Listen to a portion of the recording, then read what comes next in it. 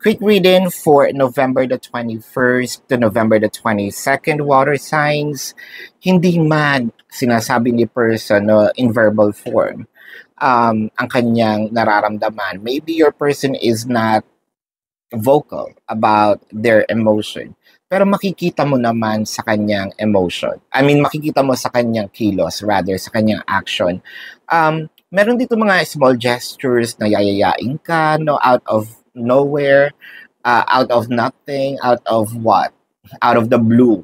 Na para sasabihin niya, "Lika, lumabas tayo." I think ito yung mga time na ipaparamdam naman niya sa'yo ang appreciation dahil palagi mo siyang iniintindi, no? This is the time wherein your person is giving back, no? The emotional, sabi nating intelligence, yung emotional action, yung kung paano mo siya kalingain. What I am seeing in here is, hindi man niya palagi sinasabi yung, "Mahal kita, I love you," no? Meron nitong mga actions na, "This is my little way of saying I love you and I appreciate you." So this is your quick reading, water signs, for November the 21st to November the 22nd. Predicting future is my purpose. Yelling the stars.